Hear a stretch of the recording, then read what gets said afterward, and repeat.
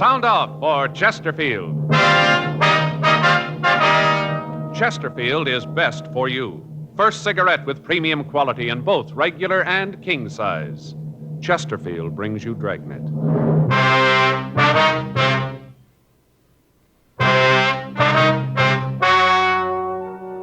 Ladies and gentlemen, the story you're about to hear is true. The names have been changed to protect the innocent.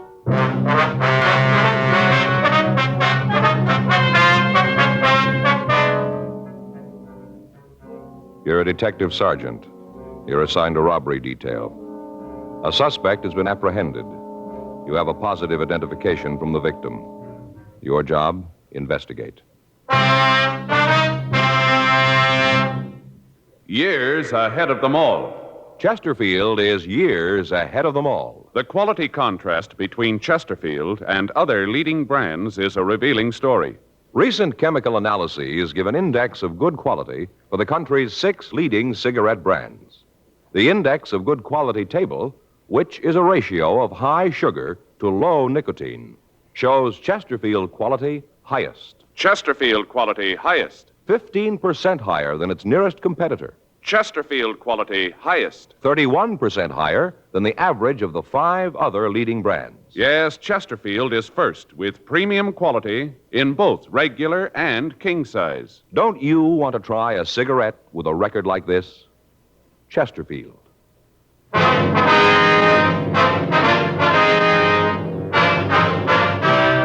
Dragnet, the documented drama of an actual crime. For the next 30 minutes, in cooperation with the Los Angeles Police Department, you will travel step by step on the side of the law through an actual case transcribed from official police files. From beginning to end, from crime to punishment, Dragnet is the story of your police force in action. It was Wednesday, June 3rd. It was hot in Los Angeles. We were working the day watch out of robbery detail. My partner's Frank Smith. The boss is Captain Didion. My name's Friday. I was on my way into the office, and it was 7:46 a.m. when I got to room 27A. Robbery.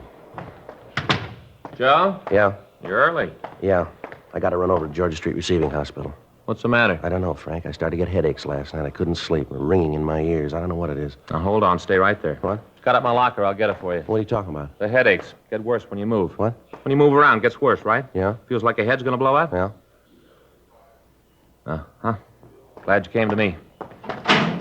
I know just what it is. Got stuff right up here. Someplace. Yeah, here it is.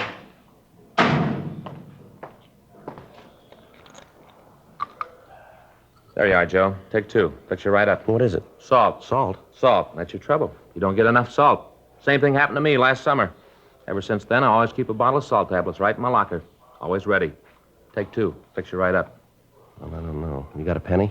What for, a cup? Now, wait a minute, Joe. We're not going to drink that water anymore. No? Just a minute.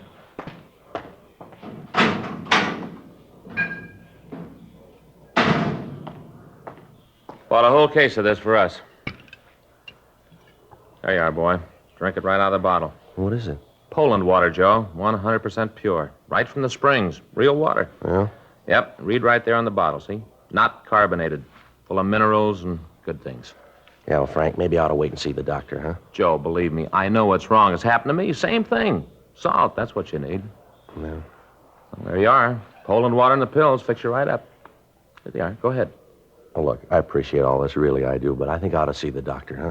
Joe, don't you trust me? Well, yeah. Take the pills. Salt. Salt, take them. All right. There now, that wasn't bad, was it? If the headaches don't go away, we can drop by Georgia Street and see the doc. Oh, you want to give me the bottle? I'll put the cap back on. Keep it fresh for all us. right. Anything in the box? Yeah, in the arrest report, we're supposed to check the guy out. Anything on it? Held up a grocery store at the corner of 7th and Francis a week ago yesterday. When'd they pick him up? Last night. Victim saw him on the street and called a radio car, took him into custody, and then booked him. Well, let's go talk to him. I'll see what he's got to say. After we get through, we can drop by the hospital if he's still got the headaches. This shouldn't take too long. Well? Sure, guy's already confessed. We ran the name of the suspect, Thomas Stanford, through R&I, but we found no previous criminal record for anyone of his description. 8:10 a.m. We drove over to the main jail. We went up to the second floor and signed in. Stanford was brought from his cell, and Frank and I took him to one of the interview rooms. We gave him a cigarette, and he started to talk. He was quiet and cooperative. Yeah, I did the robbery a week ago yesterday. I'd like to check some things out here on the arrest report. Sure, I want to get this over with. I did it like I told you. Nothing special. Just held up the store. Mm-hmm. Your full name is Thomas Arthur Stanford, is that right? Yeah, Thomas Arthur. My friends call me Tom. Uh-huh. Your home address is 1824 1/4 South Mariposa Avenue. Yeah, I live with my father, 1824 1/4 South Mariposa Avenue, LA 7. What's your father's name? Arthur, same as my middle name. I was named after him. You employed? Not What regular. do you mean? Well, I don't have a regular job like in a factory or a store. I'm a gardener. I work for different people. You give us a list of the people you work for? Well, sure, if you got to have 'em. It's just routine. Oh, yeah, I'll give them to you. You want to tell us how you committed the robbery? Yeah, I'll tell you. Isn't much to tell, though. It's pretty simple. I went in and held the place up, took the money. That's about all there is to it. Were you armed when you went into that grocery store? Yeah, I had a gun. What kind of a gun? .32 automatic, had 8 bullets in it. Where's the gun now? Threw it away. Where? In one of the ponds up in Ferndale. You mean up in Griffith Park? Yeah, just a little up the canyon there. You want to show us where it is? Sure. All right. If you start right at the beginning, tell us all about the robbery, what you did. Well, why do you have to know all that? I told you I did it. There's nothing more you have to know. We got to have it for the record. It's just routine, like I told you. You guys do a lot of things. It's routine, don't you? Yeah, we do, quite a bit. Was there anybody in the store when you went in? Just the woman that owned the place. I guess she owned it. The way she carried on, you'd have thought it was her own money I was taking. Well, I took out the gun, and I told her it was a stick-up. I said for her not to cause any trouble. What'd she say to that? Well, that's when she got hacked at me, started to yell. What'd you do? Well, I guess she figured I meant what I said when I told her to shut up. Anyway, she quieted down, then I told her to get into the back room. They got this little room where they keep the empty Coke and the beer bottles. I told her to get in there. Did she? Yeah, she went into the room, and I locked the door from the outside.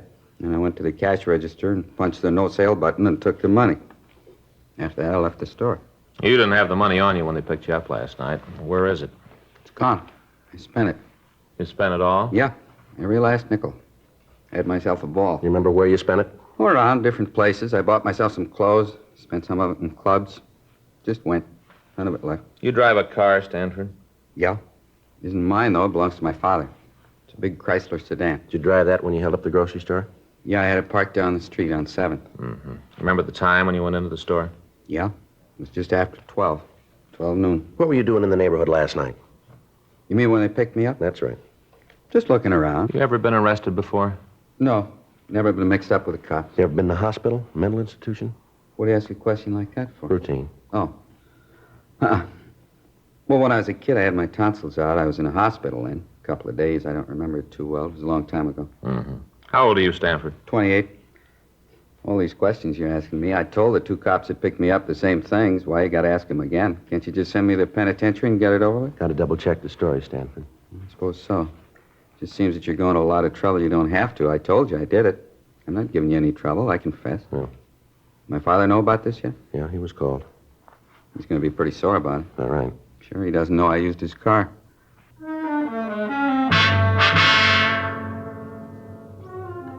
9:15 a.m. We checked the suspect out of the main jail and took him over to the store that had been robbed. While Frank waited in the car, I went in and talked to the victim, a Mrs. Alice Kenwood.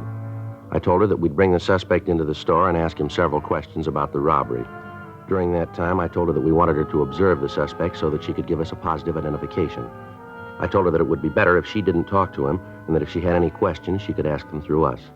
She agreed and said that she would do anything she could to help us in the investigation. I went out to the car, and Frank and I brought the suspect into the store. Come on back here, Stanford. What are you bringing me here for? What are you trying to prove? I'd like to have you explain a few things for us. Well, I told you all I could. I told you I committed the robbery. Isn't that enough? Just a couple of things we'd like to have you clear up for us. Well, what things? I told you how I did it. Well, she'll tell you. That's the woman I held up. She'll tell you it was me. She should know. She's the one who turned me in. How about it, Miss Kenwood? He's the one, all right. I'd know him any place. There, isn't that enough? What more do you want? I'd like to have you show us just how you came into the store, what you did while you were in here. You mean the whole thing? Yeah, from the time he came in through the door. All right. Take these handcuffs off, and I'll show you. You can show us with them on. It's got to be that way. It's going to make it tougher. Go ahead. Yeah. Well, I came in the door. I came in, and she was standing behind that counter. You mean Miss Kenwood? Yeah, her. She was standing behind the counter. I walked over to her, and I showed her the gun. Told her it was a stick-up. Told her I wanted the money. That's right. He pointed the gun at me. I thought he was going to shoot. All right, go ahead, Stanford. Well, she started to yell, told me to get out of the store. Certainly I yelled at him. You think I want anybody coming in here and waving a gun around? Oh, if my husband was here, he'd show you good. See what I mean? I never saw a woman that could yell so much. Go ahead, Stanford. What'd you do then? Well, I told her if she didn't keep quiet, I'd have to shoot her, and then I told her to get in the room Now, and back. just hold on a minute. He's not only a thief, but he's a liar, too. Ma'am? That's not what he did at all. What do you mean, Mrs. Kenwood? He didn't tell me to get into the back room. There ain't any back room. How about that, Stanford? You're going to listen to her? I'm the one that robbed the place. She didn't. I guess I know what I did. All right, let's take a look back here. Come on. What's behind this curtain here, Miss Kenwood? Just a little space where I keep my empty bottles. Goes right out onto the alley. Yeah, see, that's where I put her. That's where I told her to stay. Mm-hmm. And you said you locked the door. There's no door there. I got confused. It doesn't make any difference. I told her to get back there and stay there until I was out of the store. That's a lie. You did no such thing. You told me to get down on the floor and cover my face. Then you went over to the cash register and you took the money. I didn't move. Didn't want to give you any trouble the way you were waving that gun around. It's a wonder you didn't try to kill me. The way you're yakking that up, I should have done it. All right, that's enough. Frank, Yeah. you want to take Stanford out to the car? I'll be right with you. Yeah, okay. Come on, Stanford, let's go. I don't know what you got to go through all this for. I told you I did it. I never saw anything like it before. You can't even confess around here. Nobody believes you. Miss Kenwood, Yes, officer. are you sure that's the man that held you up here? I said it before. I'm positive. There isn't any doubt in my mind. Now, you heard what he said, how he said he robbed you. Is that the way it happened? Well, everything was the same except where he said that he put me in back there. That wasn't true. He made me lie down on the floor right there. Told me to stay still for 5 minutes, not to move. Said that if I caused any trouble, he'd come back and shoot me. Mm-hmm. I think he's crazy. Anybody who'd wave a gun around like that, it's terrible. I wish my husband was here. He'd show that snip. He's in the army, you know, my husband. Yes, ma'am. Awful thing. Him overseas getting shot at and young punks like that roaming around the streets with guns, threatening people. It's a terrible thing. Now, this is pretty important, ma'am. I want to ask you once more. You're sure that's the man who held you up? How many times do I have to say it? I told you that it is. He admits it himself. What more do you need? Well, I don't know, ma'am. There's just something here that isn't right about the whole thing. Doesn't make any difference. He's the man. There's no mistake about that. Oh, you just let me know when you want me in court. I'll be there. I want to see him get what's coming to him, every bit of it. Yes, ma'am. So do we, if he's the right man.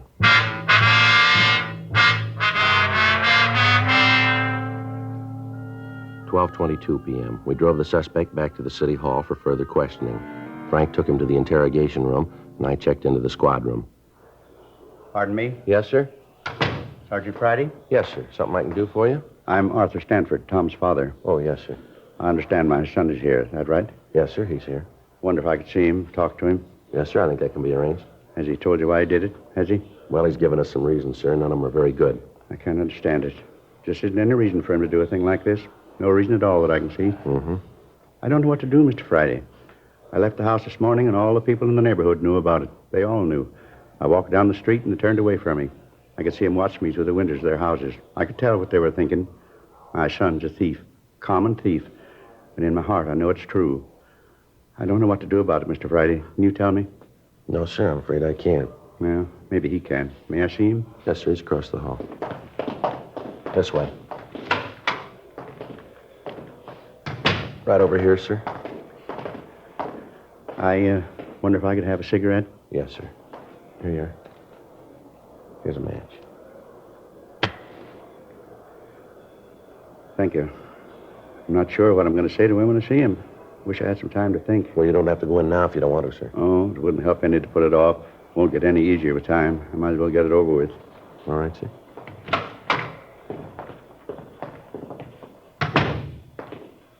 Hi, Pop. Why'd you do it, son? Well, I did it because I wanted to. I wanted the money. I didn't know any other reason you robbed somebody. I wanted the money, so I did it. You could have come to me. I'd have tried to get the money for you. You know I'd have tried. Where'd you get it? Where'd you get that kind of money? All your life you've been grubbing for pennies. I don't want small money. I want to be rich. I will be, too. All right, take it easy, Stanford. It's all right, Mr. Friday. I understand. All my life you've been saying you understand. I'm getting sick of it. As long as I can remember, you've been telling me to get out and do something on my own. Well, I finally did it. Now you aren't happy with it. You expect me to throw my head up in the air because you're a thief? Oh, knock it off. I'm tired of you giving me lectures all the time. Yakety yak. Never stop. That's enough of that, don't you think, Stanford? Well, you keep out of this, cop. This is a family matter. It doesn't concern you. This is between my father and me. Well, tell me why. That's all I want. Why? Tell me so I can face the neighbors, so I can tell them you had a reason. Tell him your son's a bum. And they know that already, but that's not a reason to steal. It's good enough for me. They're not going to listen to you anyway. They already made up their minds about me. They did that a long time ago. Come on, Stanford. Let's go back to jail. Sure. Anything else here to do? He never understood. He never did. Let's go. Yeah, one thing I'd like to ask first. What's that? You're going to jail for a long time. I have to live while you're gone. It's your worry. And it always has been. I want to know what you did with the gardening tools. I'll have to have them to get along. I don't know. I left him someplace. You remember where? Think. I need those tools. I'm not sure. Maybe at Mrs. Howard's. Maybe that's where I left. Over on 12th? Yeah, I did her place last Wednesday. I guess I forgot to pick the stuff up when I left. It must still be there. And I'll go over and get them. Wait a minute. What do you want? He said he did some gardening for this Mrs. Howard last Wednesday. That'd be a week ago yesterday, is that right? That's what I said. You remember what time you were there? Most of the day. I got there about 10 in the morning, left about 4 in the afternoon. I was in a hurry to get away. That's why I forgot the tools, I guess. You leave the place at all during the day? Not till I finished. What are you trying to prove with all these questions? It's about the robbery, Stanford. Yeah? If you were at this Howard woman's house, how could you held up the grocery store? Don't make no difference how I did it. I don't have to explain it to you. No, you're wrong about that, Stanford. Is that right? Too many things here don't add up. The way you confessed, the difference in your story about the robbery. Now, this thing about you being at the Howard house. I don't know why you're lying about this, Stanford. Yeah? But we're going to find out.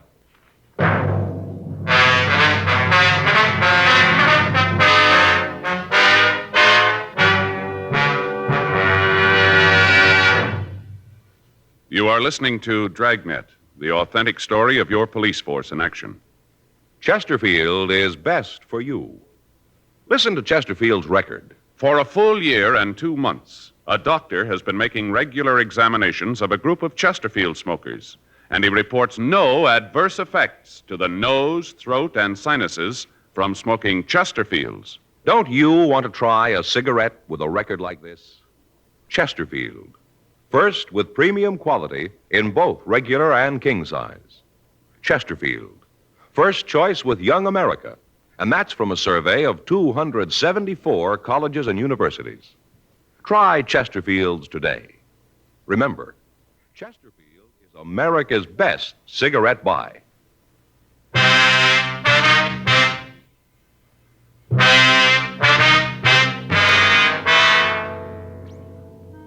We continued to talk to the suspect, Thomas Stanford, for another hour. He refused to say anything about the conflicting aspects of his story. His father pleaded with him to tell us the truth, but other than admitting he was responsible for the grocery store robbery, he'd say nothing. We got the address of the house where Stanford had said he'd left the gardening tools. 3:15 p.m. After taking the suspect back to the main jail, Frank and I drove out to talk to the Howard woman. Place sure looks nice. Well kept. Yeah. Look at those carnations, Joe. Ever seen anything so pretty? Yeah, they're very nice. You know, Faye tries them all the time. Never seems to have any luck with them, though. Plants come up all right, but the flowers just don't seem to get very big. Mm-hmm. About size of $50. Little bitty things. Yeah. Sure smell good, though. I get the bill.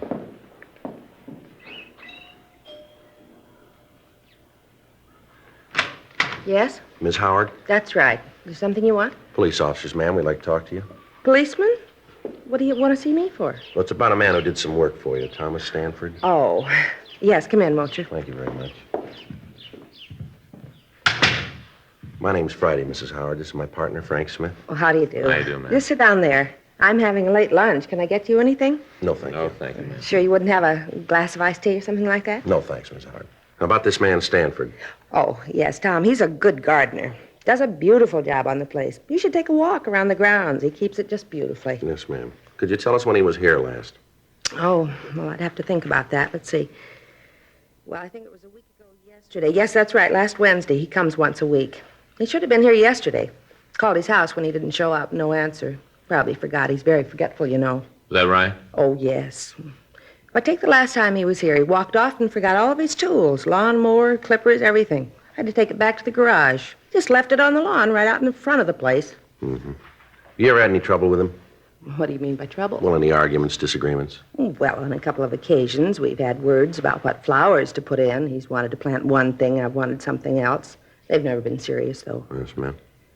I suppose I shouldn't say this. What's that, Miss Howard? Well, frankly, I've never thought that Tom was real bright. He seemed sort of backwards. How do you mean, backward? Well, when it came to thinking out something for himself, he just couldn't handle it. If you told him to do a thing a certain way, he'd do it, never vary from the way you told him. Mm-hmm. But ask him to figure something out, and he was dead. Seemed like the motor was turning over all right, but he just couldn't get the clutch out. Gears just wouldn't work. Yes, ma'am. That's why I say I don't think he's very bright. He just can't seem to think for himself. No initiative. Do you remember what time he was here on Wednesday? Well, now, let's see. He got here about 10 in the morning. It was right after that radio show about the Friends. I'd just finished listening to that when he got here. That goes off the air at 10. Have you ever heard it? No, ma'am. Oh, you should listen sometime. These people tell why they need a friend to help them out of trouble. Well, I listen to it every morning. It makes me feel pretty lucky, those poor people. I sure appreciate what I've got when I hear what they have to say. Uh-huh. Was Stanford here all day, ma'am? Yes, all day. He didn't leave until, let's see. Well, I guess it was about 5, someplace around in there. It seems to me it was just before the 5 o'clock news, just before that when he left. You say he got here at 10, and then he left just before 5 o'clock. Is that right? That's right. Any chance that he might have been away without you knowing it? No, I'd have known it if he had. He was out in the backyard most of the morning, and then he took care of the front later in the day. And what's he do about lunch, Miss Howard? What do you mean? Well, does he bring his lunch with him? Once in a while he does, yes. Well, he didn't on Wednesday, though. I'm sure about that. How do you mean, Mrs. Howard? Well, along about lunchtime, was right after the noon news, I made up a little plate for him. A couple of sandwiches, potato chips, and some pickles. Little tiny sweet gherkins. I made it up and I took it out to him. Yes, ma'am. I took this nice plate out to him, and where do you suppose I found him? Where? Out behind the garage, sitting next to the compost box. What do you suppose he was doing? What, ma'am? Reading a comic book. All about cops and robbers. One of those with a picture on the cover of the crooks trying to shoot their way out of the bank. Mm-hmm. I told him that he'd better get on the ball, let the clutch out, and get to work. I told him that I wanted the yard finished up by 5, and that I didn't want any funny business about it. What'd he say to that? Well, he just looked at me for a long time, and then he said, "Okay, Warden." Just like that. "Okay, Warden." But he got to work right away, and he finished up on time. You see, my son and daughter-in-law were coming over. It was his birthday, and we'd planned a little party. I wanted the place to be nice for them. Yes, ma'am, we understand. Is it possible that Stanford could have gotten away from the yard at all between 10 and 5? No, I'm sure of that. He was here all the time. All right, ma'am. Thank you very much. What's this all about? Is Tom in some sort of trouble? No, it's just a routine investigation, Miss Howard. I'm going to give you our card in case you think of anything else. Here you are.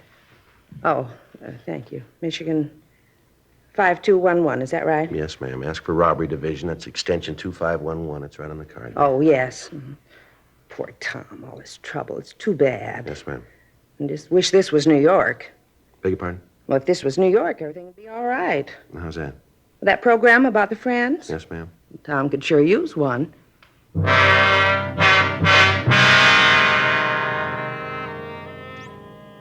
We left Mrs. Howard's home and talked to some of the people in the neighborhood. They told us that the Howards were respected people in the community, and some of them verified the fact that Stanford had worked for her almost 2 years. The man who lived directly across the street from the Howard house said that he'd talked with Stanford on the afternoon of the robbery. He said that he'd asked the suspect about the seeds that he used to raise the carnations that were planted along the front of the house. He went on to say that he'd been working in the front yard of his own house all afternoon and that he'd seen the suspect throughout that time. We drove back to the grocery store and talked with the victim, Mrs. Kenwood. Under questioning, she admitted that she could have made a mistake about the identification, but she said that if she was wrong, the thief could act as a double for Tom Stanford. 10:30 p.m., we drove back to the main jail and picked up the suspect. We took him back to the city hall and talked to him in the interrogation room. He was sullen and refused to answer our questions. Stanford, Yeah, I'd like to have you tell us the truth this time. I told you it isn't my fault. If you don't believe me, it isn't my fault. Now, look, Stanford, we talked with this Mrs. Howard. She told us that you were working for her all day a week ago Wednesday. So what's that prove? Well, you admit it's true then, huh? Sure, it's true. I was working for Then her. how could you have gotten to the grocery store and held it up? Stanford? I did it. I haven't got anything more to say. I did the robbery. Smith, you get tonight's papers? Yeah, I picked them up earlier. Anything in them about me? I didn't see anything. There must have been something. Some story about me with my name. Well, if there was, I didn't see it. Well, maybe it didn't look good. Maybe. There's got to be something, a picture or something. No. Well, let me look. Where'd you leave the papers, Frank? Squad room. Would you get them and let me look? Sure.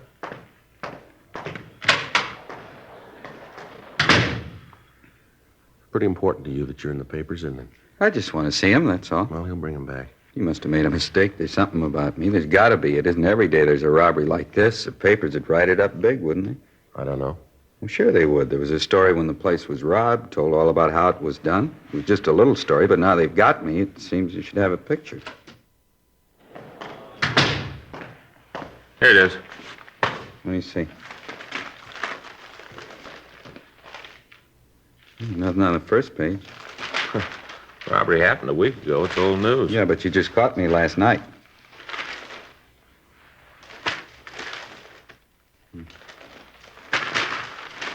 Nothing. Not one lousy word, nothing at all. It makes a difference, doesn't it? Sure it does, sure. If there isn't anything in the papers, how are people going to know I did it? How are they going to know? They won't. But they gotta. Don't you see that? If they don't know that I did the robbery, there ain't no reason for it. No reason at all. What do you mean, Stanford? Well, there won't be no pictures, no nothing. People still think I'm nobody. No one's going to know that I did do something. No one will know. Well, the way it looks to us, you didn't do it. There should be a story about it, about how I confessed. Maybe not a picture, but at least a story, something. You didn't do it, did you? Stanford? Come on. You didn't hold up that store, did you? No. No, I didn't. I thought I could get away with it. I thought that if I confessed, you'd put me in jail and people would look at me different. And they wouldn't laugh at me anymore because I'd done something. Mm-hmm.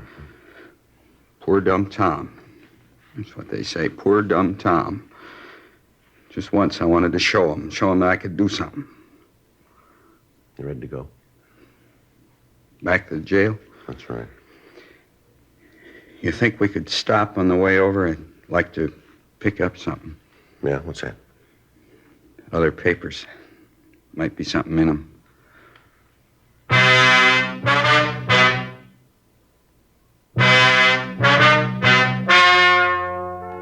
The story you have just heard is true. The names were changed to protect the innocent. On June 4th, a meeting was held in the district attorney's office, City and County of Los Angeles, State of California. In a moment, the results of that meeting.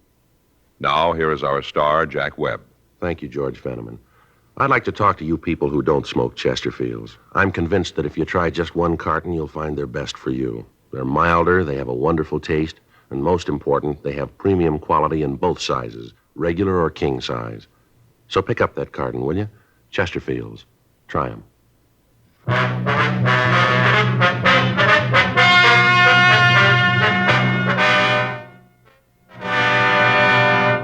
A 5.10 report was filed on Thomas Arthur Stanford, and he was released from custody. 10 months later, on May 22nd, James R. Rogers was apprehended while attempting to hold up a liquor store at the corner of 3rd and Temple Streets. While being interrogated, he confessed to committing the robbery that Stanford had been accused of. The physical appearance of the two men was almost identical. Rogers was tried and convicted of robbery in the first degree and received sentence as prescribed by law.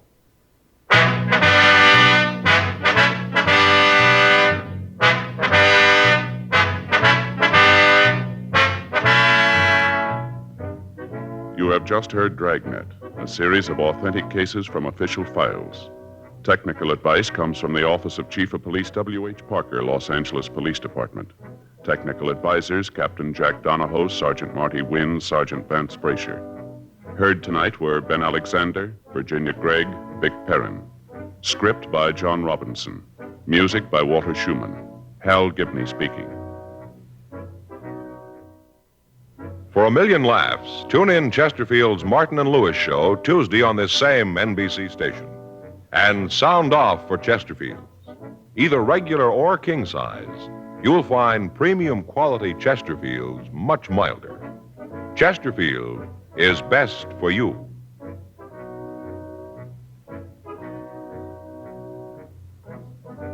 Chesterfield has brought you Dragnet, transcribed from Los Angeles.